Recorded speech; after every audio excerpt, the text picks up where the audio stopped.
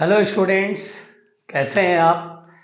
तो चलिए आज हम लोग स्टार्ट करते हैं पावर। आज हम लोग पावर का कॉन्सेप्ट पढ़ेंगे क्योंकि वर्क फॉर एनर्जी आप पढ़ चुके हैं, पोटेंशियल एनर्जी तक, है ना। टाइप्स ऑफ इक्विलिब्रियम भी पढ़ चुके हैं आप लोग। तो आइए अब हम लोग स्टार्ट करते हैं पावर। तो यहाँ पे पावर हम लोग स्टार्ट कर रहे हैं। तो पावर की डेफिनेशन बहुत आसान है। पावर का मतलब आप एक तो पॉइंट ये याद रख सकते हैं, the rate of work done, the rate of work done, इसको हम लोग पावर कहेंगे। रेट ऑफ वर्क डन इसे आप पावर कहेंगे, यानी power is equal to D W by D T. Latest suppose हमने डी डब्ल्यू वर्क किया डी टी टाइम में, तो D W by D T ये पावर हो गया। ठीक है भाई, बहुत आसान है। दूसरा हम ये भी कहते हैं पावर के बारे में कि the rate at which the rate at which the rate at which power the rate at which energy the rate at which energy transfers into one form to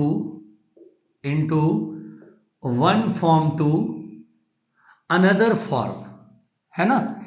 बहुत ही सिंपल है। अगर आप ध्यान दें तो सिर्फ पावर का ये डेफिनेशन नहीं होता है कि रेट ऑफ वर्क डन, है ना, यूनिट टाइम में जितना वर्क किया वही पावर है। पावर का डेफिनेशन ये भी है कि the rate at which energy transfers into one form to another form, एक फॉर्म से दूसरे फॉर्म में एनर्जी एक सेकंड में जितना ट्रांसफर हो रहा है वो भी पावर है ना। जैसे मान लीजिए लाइट बल्ब में बोलते हैं पावर कंजम्पशन, तो लाइट बल्ब में कोई वर्क तो हो नहीं रहा है, वहां पर अब electrical energy converted into heat energy, तो इलेक्ट्रिकल एनर्जी जितना हीट एनर्जी में कन्वर्ट हो रहा है एक सेकंड में, वो पावर है हमारा। तो यहाँ पे लेटेस्ट सपोज पावर अगर डी अमाउंट ऑफ एनर्जी एक फॉर्म से दूसरे, देखो वर्क होगा तो एनर्जी कन्वर्ट तो होती है, तो यहाँ पे D amount of energy transfer हो रहा है डी टी टाइम में, तो पावर इज इक्वल टू होगा डी ओवर डी टी, है ना। तो पावर के मतलब दो आपको याद रखने, एक तो याद रखना है रेट ऑफ वर्क डन और एक याद रखना है rate at which the energy transfers into one form to another form. चलो भाई ठीक है। अब हम बात करते हैं पावर की यूनिट की, है ना। तो ऐसा यूनिट बहुत आसान है, इसे अगर मैं मिटा दूं तो देखिए पावर की अब हम ऐसा यूनिट पे बात कर लेते हैं।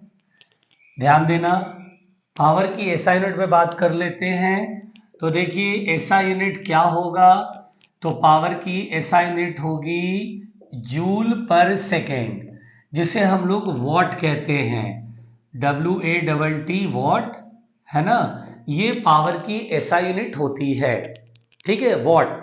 पावर के अनदर यूनिट जो कि हम लोग अक्सर किसी इंजन या किसी मोटर की पावर को हम लोग हॉर्स पावर में भी लिखते हैं, ठीक है ना।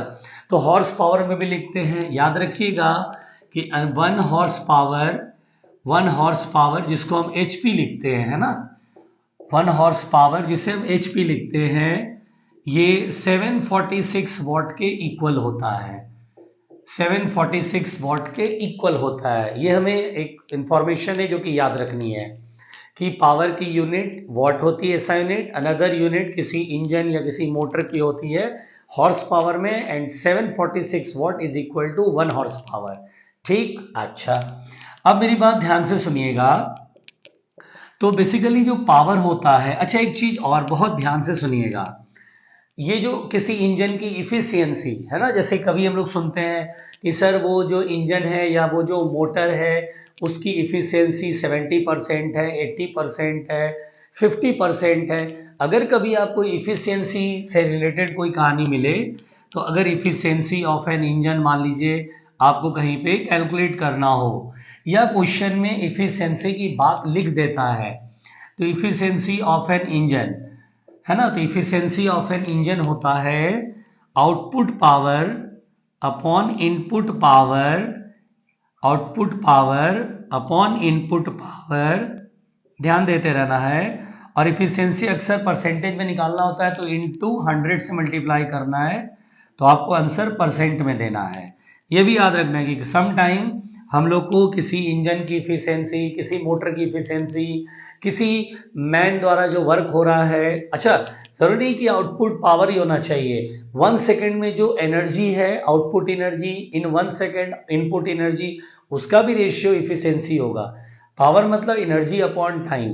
तो 1 सेकेंड में मान लीजिए एनर्जी दिया गया है, इनपुट एनर्जी भी 1 सेकेंड में दिया गया है, या एनर्जी वर्क समझ लीजिए, 1 सेकेंड में आउटपुट वर्क दिया गया, 1 सेकेंड में इनपुट वर्क, तो आप इसको output work upon input work से भी बना सकते हैं।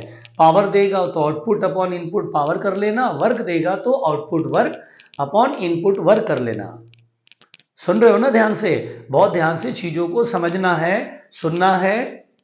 तो अगर कभी मान लो हो सकता है आपको आउटपुट वर्क दे दे, तो आउटपुट वर्क लिख लो अपॉन इनपुट, ये पर यूनिट टाइम समझ लो, तो टाइम से टाइम कट गया 1 सेकेंड में, अपॉन इनपुट वर्क भी लिख सकते हैं इनटू 100।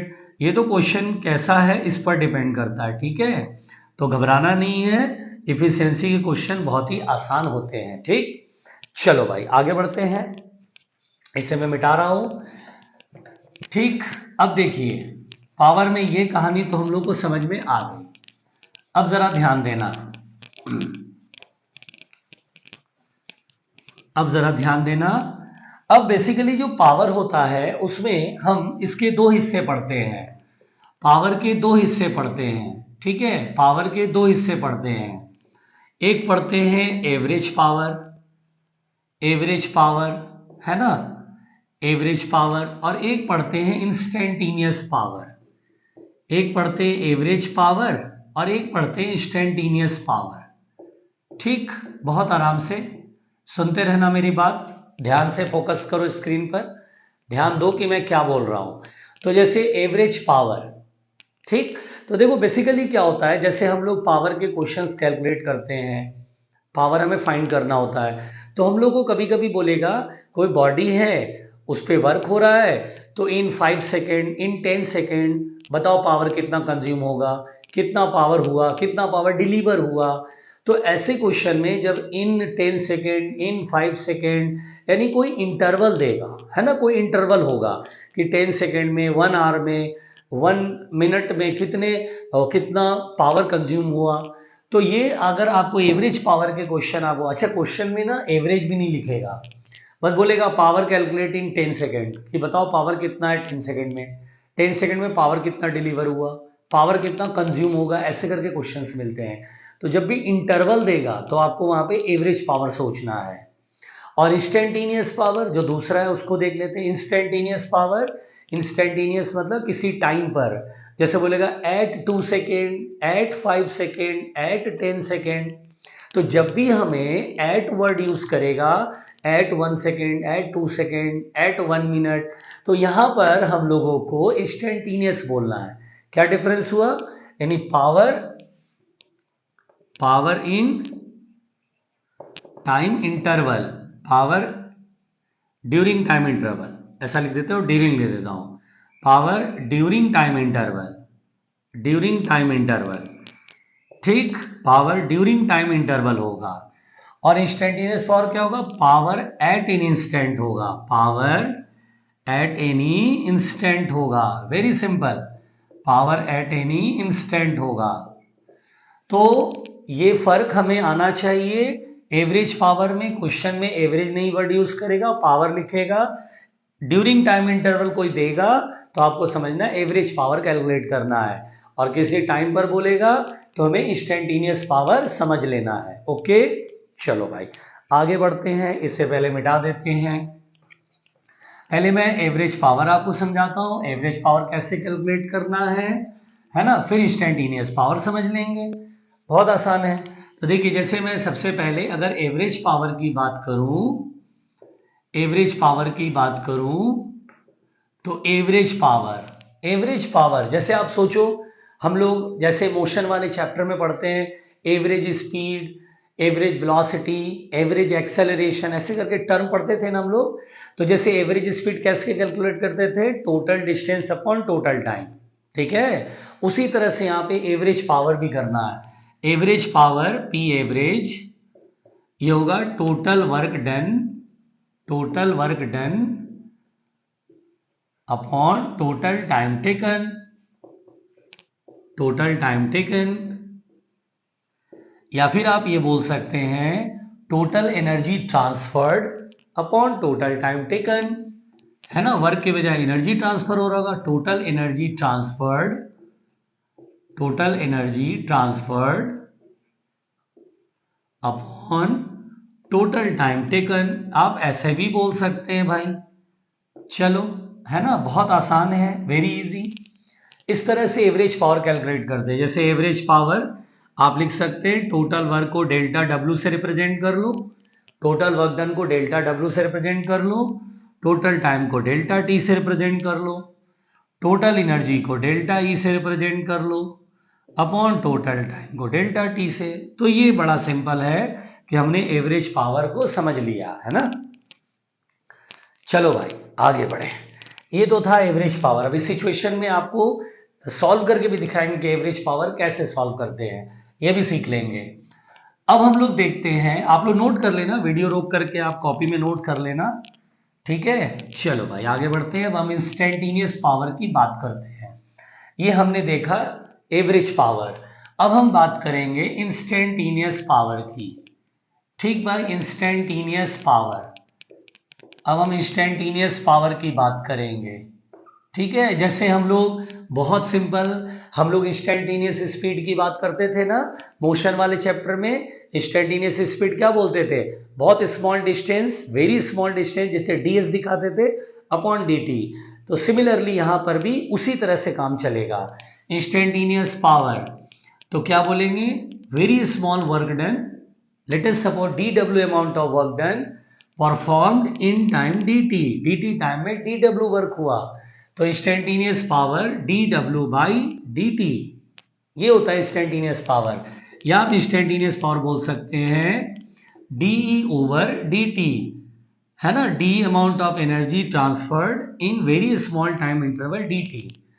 ये dw कब लिखते हैं, जब very very small work done होता है, जिसे हम लोग क्या बोलते हैं, infinitesimally small work done, infinitesimally small work done in very very small interval of time. Simple language में बोलो, very very small work done upon very very small interval of time, ठीक है, dw बाई dt। अब यहां पे instantaneous power में आप ये लिख सकते हैं, ये एवरेज पावर में नहीं कर सकते थे, इंस्टेंटेनियस पावर में करेंगे। dw याद करो, किसी फोर्स से वर्क डन का फॉर्मूला हम लोग क्या पढ़ते हैं, F vector dot ds vector, याद है ना, work done by a force, the dot product of force and displacement. Small work done है यानी बहुत छोटा सा डिस्प्लेसमेंट हुआ होगा, तो छोटा सा डिस्प्लेसमेंट को ds से, force dot ds vector is the work done upon dt, और ds vector by dt is what, velocity. So instantaneous power you can write it as F vector dot v vector. तो जब भी आप force और velocity का dot product करते हो तो ये एवरेज पावर नहीं मिलेगा, बल्कि वो इंस्टेंटेनियस पावर मिलेगा। याद रखना, बहुत लोग बोलते हैं फ्लो में पावर क्या होता है, फोर्स और वेलोसिटी का dot product, but back of the mind हमें क्या चलना, हमारे अंदर क्या चलना चाहिए कि F डॉट V करने पर किसी टाइम पर पावर मिल जाएगा, इंस्टेंटेनियस पावर जिसको बोलते हैं। तो power at any instant F vector dot V vector लिख लेते हैं। एवरेज पावर नहीं मिलेगा इससे, F force dot velocity vector करोगे तो एवरेज पावर नहीं मिलेगा, इंस्टेंटेनियस पावर मिलेगा। समझ में आ रहा है ना।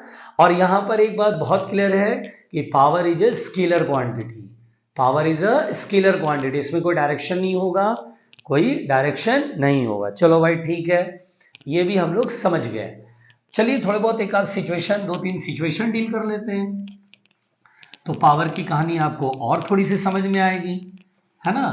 जरा ध्यान देना, जैसे मैं आपसे कहता हूं, सपोज दैट, बिल्कुल ध्यान से सुनना, जैसे मान लीजिए सपोज दैट, बहुत सिंपल सा क्वेश्चन लेते हैं, एक बॉडी है जिसका मास m है, ठीक, स्मूथ सरफेस पे रखा हुआ है, सपोज दैट ये सरफेस स्मूथ है। चलो भाई, अब यहां पे इनिशियल वेलोसिटी 0 मान लेते हैं। अब इस पे F फोर्स लग रहा है, F is a constant force, है ना, फोर्स चेंज नहीं करेगा। अब कांस्टेंट फोर्स कह रहा है किस पे, बॉडी पे लगना शुरू हुआ। अब मुझसे बोला power during time t, power during time t इसका मतलब आपको समझ में आ रहा है कौन सा पावर निकालना है? Average power. हमें कौन सा पावर निकालना है? Average power. वीडियो देखते समय ना ये चीजें बिल्कुल फोकस करनी है। अभी मैंने दो तरह के पावर बताया, इसमें ड्यूरिंग टाइम टी, इसका मतलब एवरेज पावर निकालनी। देखो क्वेश्चन में नहीं लिखा ना एवरेज पावर फाइंड करो, बस बोला पावर ड्यूरिंग टाइम टी, ये तो आपको समझना होगा। तो टी टाइम है, मान लो टाइम यहां पर टी हुआ, तो टी टाइम है, पावर कैसे निकालेंगे? तो टोटल वर्क डन। पहले हम लोग को पावर टाइम टी में पहले टोटल वर्क निकालना पड़ेगा। तो वर्क कैसे निकालते हैं जल्दी बताओ? तो बोलेंगे सर फोर्स से वर्क होगा। अच्छा, फोर्स भी इधर लग रहा है, डिस्प्लेसमेंट भी इधर ही हो रहा है ना, सामने चल रहा है।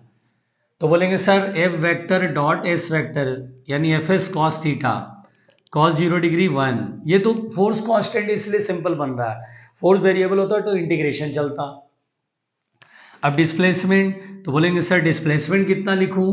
तो s equal to u t plus half at square, second equation of motion. क्योंकि फोर्स कांस्टेंट है तो एक्सेलेरेशन कांस्टेंट, और एक्सेलेरेशन कांस्टेंट तो हम लोग सेकेंड इक्वेशन ऑफ मोशन लगाएंगे। U t plus half at square में u zero into t zero, half a t square. अब यहाँ पे f इंटू हाफ, और एक्सेलेरेशन को फोर्स अपॉन मास लिखने में कोई परेशानी तो नहीं है, कोई दिक्कत तो नहीं है। तो ये कितना आया? F square T square by 2m। ये हमारा क्या निकल गया अभी तक? Work done. तो पावर निकालना है, एवरेज पावर। क्या सीखा हम लोगों ने? Average power total work upon total time.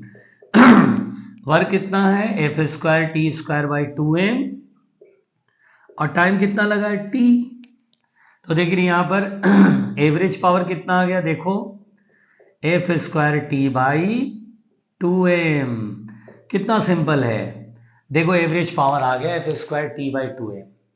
अब ये तो रहा एवरेज पावर यानी ड्यूरिंग टाइम टी, लेकिन अगर मेरे से क्वेश्चन कहा जाए पावर एट टाइम टी, अब एट टाइम टी का मतलब बताओ क्या कहानी है? एवरेज है कि इंस्टेंटेनियस है? मेरे मन में, मुझे लग रहा है कि आपके मन में ये कोई आंसर आ रहा होगा कि सर ये तो इंस्टेंटेनियस पावर है। हालांकि मेरी गलतफहमी है, फिजिक्स पढ़ना बहुत हिम्मत वाला काम है, बट फिर भी मैं मान के चलता हूं कि मैं जो बोल रहा हूं वो आप तक सही से पहुंच रही है मेरी आवाज।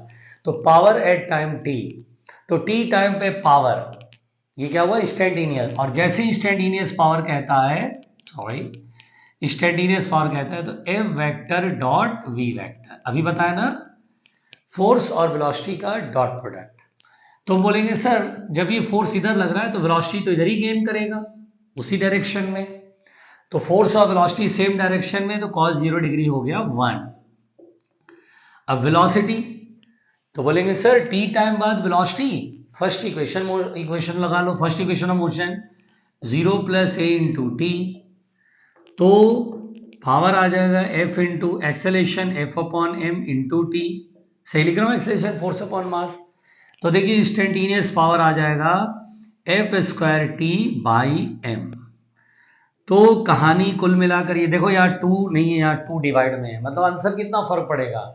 अगर आपने सही से क्वेश्चन को नहीं समझा तो आपका आंसर पूरा गड़बड़ हो जाएगा। पूछ रहा है ड्यूरिंग टाइम टी, आपने ये निकाला, आपको लगा जो भी आंसर है, पता चला सही आंसर उसका हाफ है। तो ये बहुत ध्यान से क्वेश्चन पढ़ना है, इसलिए मैं सिचुएशन डील कर रहा हूं ताकि आप इसे ठीक से समझ सको। ठीक है, चलो भाई आगे बढ़ते हैं। अपना वीडियो रोक करके नोट कर लेना ठीक से, मिटा रहा हूं। चलो अब आगे बढ़ते हैं, अगला सिचुएशन ले लेते हैं भाई। ठीक है, नेक्स्ट सिचुएशन ले लेते हैं। चलो देखो भाई, देखो देखो देखो, ध्यान से देखो। अब कहानी में यह है कि मान लो अब सिचुएशन ऐसा है कि एक बॉडी को पुल करना पड़ रहा है, एक बॉडी को पुल करना पड़ रहा है against a resistive force, against a resistance force. जैसे एग्जांपल के लिए आप स्विमिंग करते हो, तो स्विमिंग क्या होता है, आप अगर अपना एफर्ट आगे की तरफ नहीं लगाओगे तो आप कुछ दूर चल करके रुक जाओगे।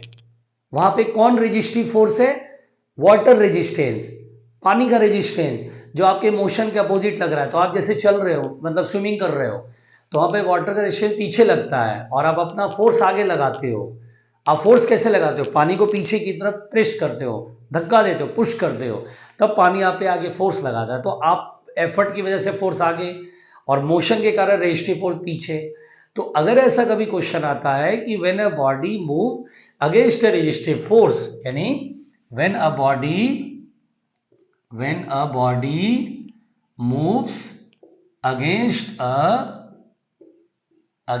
अ रेजिस्टिव फोर्स, किसको बोलते हैं? जो मोशन के अपोजिट लग रहा है ना, अगेंस्ट अ रेजिस्टिव फोर्स। अब रेजिस्टिव फोर्स के अगेंस्ट चल रहा है और मान लो विद कांस्टेंट वेलोसिटी है, with constant velocity, point to be noted, constant velocity से चल रहा है।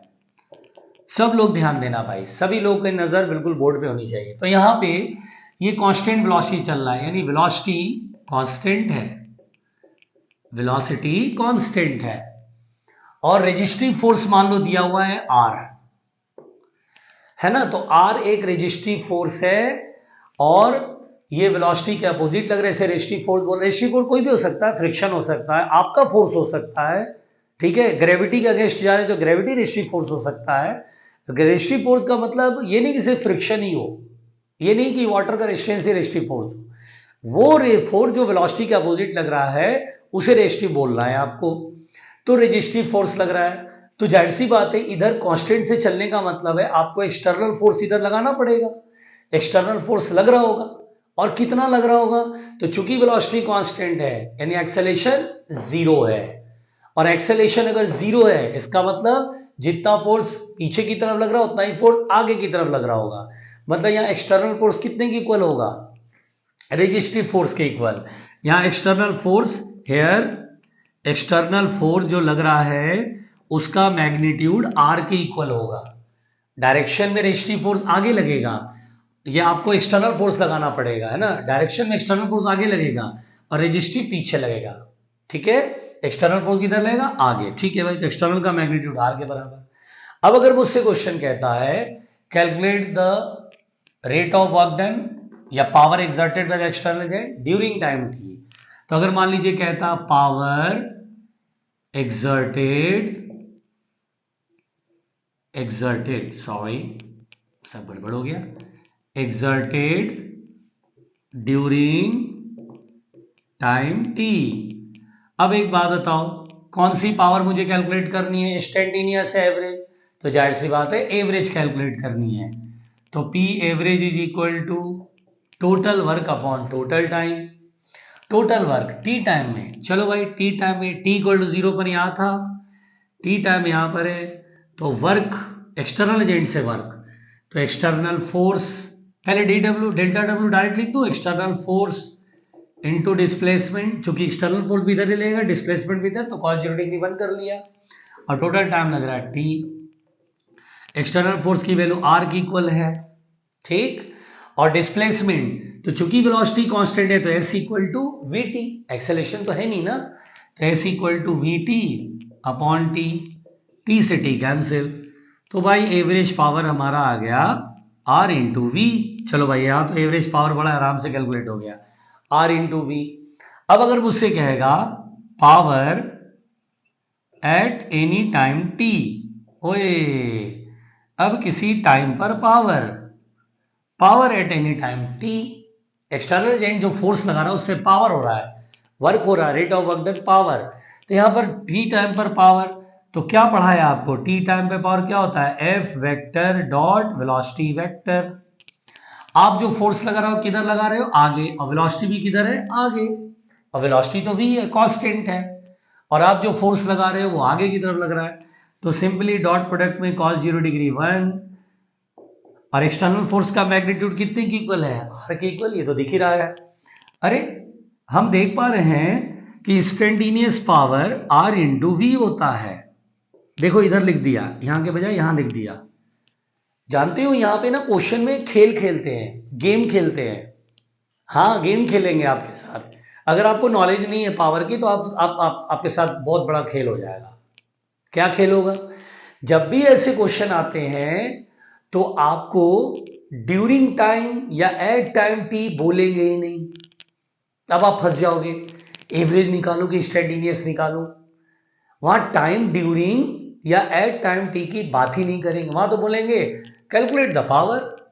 तो आप बोला अरे यार कुछ तो बोलो आगे, ड्यूरिंग एट कुछ तो बोलो, बोलेगा ही नहीं। तो आपको ये देखना याद रखना है कि जब भी कांस्टेंट वेलोसिटी चलता है अगेंस्ट अ रेजिस्टिव फोर्स, जब भी body moves against a resistive force, उस केस में एवरेज पावर की वैल्यू और इंस्टेंटेनियस पावर की वैल्यू सेम होती है। यानी अगर आप वहां एफ इंटू वी से बनाते हैं तो आंसर आ जाएगा। यानी आपको इस लफड़े में नहीं पड़ना है कि एवरेज निकालो कि इंस्टेंटेनियस, अब इंस्टेंटेनियस सोच के ही बनाना है, F into v, R into v, बात खत्म हो गई। क्योंकि ड्यूरिंग भी वही है, एट भी वही है। बहुत इंपॉर्टेंट केस है ये, आपको ये याद रखना पड़ेगा। ठीक है, चलो भाई इसे मिटाते हैं, ध्यान रखना इसे। चलो आगे बढ़ते हैं, देखते हैं आगे की कहानी क्या है। आगे की कहानी क्या है, चलो ध्यान दो ईमानदारी से, ईमानदारी से। अब जैसे मान लीजिए सपोज दैट सिचुएशन है, एक बॉडी है ना रेस्ट से चलता है, रेस्ट से चलता है, इनिशियल वेलोसिटी जीरो है, और इस पे जो पावर डिलीवर हो रहा है, एक्सटर्नल एजेंट जो फोर्स लगा करके इसे पुल कर रहा है, एक्सटर्नल एजेंट से जो फोर्स लगा रहा है उससे जो पुल कर रहा है, इसमें बोल रहा है कांस्टेंट पावर एग्जर्ट हो रहा है। मतलब इस पे जो रेट ऑफ वर्क डन है वो तो फिक्स है, कांस्टेंट पावर। जैसे सपोज करो इसमें इंजन लगा है, तो वो इंजन, अच्छा एक चीज और मैं आपको एक सिचुएशन और बता देता हूं, पहले उससे पहले बता देता हूं। जैसे मान लो इस टाइप का कभी क्वेश्चन आता है कि ये एक इंक्लाइन प्लेन है, ये अक्सर मिलता रहता है, ठीक है, ये अक्सर मिलता रहता है, आपको ध्यान रखना है इसको। जैसे मान लीजिए ये इंक्लाइंड रोड है, इस पे कोई व्हीकल है, ठीक है, ये कोई व्हीकल है। अब आपसे बोलेगा ये व्हीकल कांस्टेंट वेलोसिटी से ऊपर जा रहा है, ठीक है, कांस्टेंट वेलोसिटी कुछ वैल्यू दे देगा और एंगल ऑफ इंक्लाइनेशन दे देगा, ठीक है, वेलोसिटी कांस्टेंट है तो बोलेगा power exerted by the engine, power exerted by the engine. ठीक, अब बताओ इससे पहले यही केस डिस्कस करा है, अगर कांस्टेंट वेलोसिटी से चलेगा तो पावर पूछ रहा है, क्या यहां ड्यूरिंग और इंस्टेंटेनियस की कोई बात हो रही है, नहीं हो रही है। तो हम बोलेंगे सर अगर वेलोसिटी कांस्टेंट है तो इंस्टेंटेनियस और एवरेज बराबर होता है, तो बोलेंगे सर एफ इंटू वी बनाना। ठीक, अब एक बात और सोच के देखो, जब आप यहाँ पे गाड़ी का एक्सेलेटर ऐसे दबाते हो, एक्सेलेटर बढ़ाते हो, तो ये गाड़ी ऊपर कैसे चढ़ रही है। तो बोलते हैं कि सर जब आप एक्सेलेटर देते हो तो ये टायर जो है ना बहुत तेजी से घूमना चाहता है ना, स्लिप करना चाहता है, रोड के ऊपर, ये रोड है और स्लिप करना चाहता है ऐसे, तो फ्रिक्शन ऊपर लगता है। बेसिकली यहाँ पे फ्रिक्शन जो है वो आपको ऊपर लेके जाएगा, और ये काइनेटिक नहीं होगा, स्टैटिक होगा, यही आपको ऊपर लेके जाएगा। देख रहे हो, यहाँ फ्रिक्शन हमारे को मोशन कराएगा। अगर ये जो इंक्लाइंड अगर स्मूथ रहेगा ना तो गाड़ी चाहे जितनी पावरफुल हो गाड़ी चढ़ नहीं पाएगी, फ्रिक्शन की वजह से चढ़ेगी। और देखो ये तो हम लोग जानते ही एम जी साइन थीटा नीचे की ओर लगेगा, तो यहां पे जितना प्रेस करोगे उतना फोर्स लगेगा, एक्सेलेटर जितना दोगे उतना फोर्स लगेगा, फ्रिक्शन उतना ज्यादा लगेगा। तो यहां पे हमारा ये फोर्स है जो एक्सटर्नल की तरह काम करेगा, यही मुझे ऊपर लेके जाएगा। अब यहाँ पे mg दे देगा, थीटा दे देगा, मतलब मास दे देगा कार का, और थीटा दे देगा वेलोसिटी दे, बोलेगा बताओ पावर, तो बोलेंगे power is equal to F into v. F में ये फ्रिक्शन, फ्रिक्शन की वैल्यू किसके बराबर, mg साइन थीटा, क्योंकि ये स्टैटिक फ्रिक्शन है, static friction is self adjustable friction, इसकी वैल्यू अप्लाइड फोर्स क्या है, ये रेजिस्टिव फोर्स ये हमारा, ये रेजिस्टिव फोर्स है, देखो वेलोसिटी ऊपर है, रेजिस्टिव फोर्स ये जो अपोज कर रहा है, देख रहे हो यहाँ resistive force mg sine theta हो गया। तो यहाँ पे mg साइन थीटा लिखेंगे, इंटू वी लिखेंगे और क्वेश्चन को सॉल्व कर लेंगे, mg sine theta into v. तो मैं उम्मीद करूं कि आप इससे रिलेटेड जो क्वेश्चन आएगा आप बहुत आराम से बना लेंगे, क्योंकि अगर आपने मेरी बात ध्यान से सुनी है तो आपको ये क्वेश्चन बनाने आ जाएगा। वेलोसिटी दे देगा, मास दे देगा, थीटा दे देगा, बोलेगा पावर ऑफ द इंजन बताओ, तो निकाल लेंगे सिंपल। चलिए भाई आगे बढ़ते हैं, मिटा रहा हूं। ठीक, अब जैसे नेक्स्ट सिचुएशन ले लेते हैं। देखिए भाई, देखिए अब जैसे मान लीजिए कि ये सपोज दैट ये कोई मास m है, इनिशियल वेलोसिटी 0 है और इसमें मान लो इंजन लगा हुआ है, सपोज दैट इसमें इंजन लगा हुआ है जो कांस्टेंट पावर डिलीवर कर रहा है। तो कांस्टेंट पावर P, मान लो कांस्टेंट पावर को P ले लेते हैं। P is delivering on the body, ठीक है, ऑन द बॉडी। देन अब कोई भी क्वेश्चन यहां फ्रेम कर सकता है, बोलेगा टी टाइम पर फोर्स बताओ या टी टाइम में कितना डिस्टेंस ट्रेवल करा ये बताओ, है ना। क्वेश्चन ऐसे आता है। कैसे करेंगे भाई, ये देखो। तो हम लोग बोलेंगे सर कांस्टेंट पावर डिलीवर हो रहा है, ठीक बात है, पावर कांस्टेंट है, अब ये चलता जाएगा, अभी फोर्स लग रहा होगा इंजन से, समझो फोर्स लगता है, इंजन इसमें लगा या कोई खींच रहा है, कांस्टेंट पावर से खींच रहा है। तो पहला अप्रोच आपको करना है P equal to F into v लिख लो, क्योंकि कांस्टेंट पावर है तो किसी स्टैंड पे पावर भी एफ इंटू वी होगा, ठीक। ये पावर कांस्टेंट है। अब फोर्स को कर दो मास इंटू एक्सेलरेशन, और एक्सेलरेशन होता है dv by D t into v, समझ रहे हो, acceleration dv by D t into v. अब v dv को एक तरफ ले आओ और m को उठा के इधर लाओ और dt को जो डिवाइड में ऊपर ले आओ मल्टीप्लाई में। अब इसको इंटीग्रेट कर दो यहां पे, तो यहां पे t इक्वल टू 0 पे वेलोसिटी 0 है, किसी टाइम t पर वेलोसिटी निकाल लो, आराम से निकाल लो। v dv का डायरेक्शन कितना होगा, यहां कर रहा हूं v स्क्वायर बाई 2, लिमिट 0 से v है, घबराना नहीं, p बाई m बाहर कर लो, टाइम का इंटीग्रेशन dt का इंटीग्रेशन t हो जाएगा, लिमिट 0 से t, ये 2 डिवाइड में ऊपर आ जाएगा, upper limit minus lower limit करोगे तो v स्क्वायर ही हो जाएगा, माइनस 0 खत्म हो गया, 2p बाई m और t माइनस 0 t हो जाएगा, v निकल गया ना, अंडर रूट कर लेते हैं और रूट टी को अलग रख लेंगे, है ना, रूट तो पूरे पे होगा लेकिन रूट टी को अलग कर लेंगे। फायदा देखो, क्योंकि क्या होगा, ये चीज कांस्टेंट टर्म है रूट टी। अब जैसे मान लो यहां पे क्वेश्चन आगे देखना होगा, पूछा है फोर्स, मान लो फोर्स एट टाइम टी पूछा, suppose that force at time T पूछा, मान लो फोर्स पूछ दिया, तो आपको करना क्या है, बोलना है सर फोर्स पूछ रहा है तो force is equal to m into d v by D t, ठीक है। तो यहां पे m और d v by D t इसको डिफरेंशिएट कर दो तो कितना हो जाएगा, root 2p by M constant है ऐसे ही रहेगा, और रूट टी का differentiation 1/2 root t, 1/2 root t, है ना। सब लोग जानते हैं ना रूट एक्स का 1/2 रूट एक्स होता है, जैसे रूट एक्स होता है जिसका डिफरेंशिएशन क्या होता है 1/2 रूट एक्स। ये तो पूरे फिजिक्स में अब तक कई बार आप लोगों ने किया होगा, ये किया होगा कई बार, तो ही लिखा है। अब देखो यही पूछ रहा है, देखो निकल के आ गया, ये तो क्वेश्चन पे डिपेंड करता है पूछ क्या रहा है।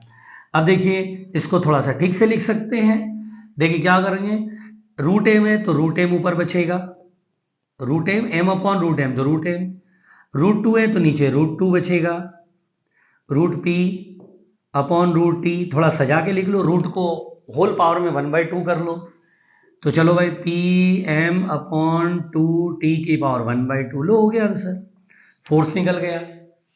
कहेगा नहीं नहीं वो डिस्टेंस बताओ टी टाइम में कितना डिस्टेंस चलेगा, हाँ भाई वो भी कर सकते हैं, उसमें क्या एक बार v निकल गया तो काम सब कुछ हो जाएगा। चलो भाई distance travelled in time t मान लो, मैं मिटा रहा हूं इधर, घबराना नहीं आया तो वीडियो 2 बार देख करके ठीक से समझो, बहुत आसान चल रहा है। अब बोलेगा distance travelled in time t, distance travelled in time t, t time में डिस्टेंस कितना ट्रेवल करेगा, तो बोलेंगे sir very easy, v equal to कितना होता है ds बाई डी टी, यानी हमें इंटीग्रेशन करना होगा ना, क्योंकि v किसी टाइम पर v का मतलब क्या होता है स्मॉल डिस्टेंस मिलता है, उसको इंटीग्रेट करेंगे तो ds is equal to root 2p by M, root t की पावर 1/2 कर लो इंटू डी टी, अब इंटीग्रेट कर दो दोनों तरफ, 0 t इक्वल टू 0 पे नो डिस्टेंस और t टाइम में h डिस्टेंस, तो ये आ जाएगा s √2p/m, t की पावर 1/2 का t की पावर 1/2 + 1 3/2 अपॉन 3/2 पर कर लो, 0 से t तो यही रह जाएगा। बोलेगा s प्रोपोर्शनल टू t पर कैसे डिपेंड करे, तो t की पावर 3/2 लो भाई, हो गया आंसर। क्यों? √2p/m constant, 2 constant 3 constant, t की पावर 3/2, वेरी सिंपल। नहीं आया, घबराहट हो रही होगी, सिंपल तो है। एक बार दोबारा रिवाइज कर लेना इसको, 1-2 बार प्रैक्टिस करोगे बहुत आसान लगेगा। मिटा दूं? चलो भाई, इससे रिलेटेड क्वेश्चन मिलेगा, ठीक से अगर थ्योरी पढ़ा रहेगा बहुत इजीली बना लोगे। चलो एक लास्ट पॉइंट और देख लें पावर का। चलो भाई एक लास्ट पॉइंट और देख लेते हैं, है ना।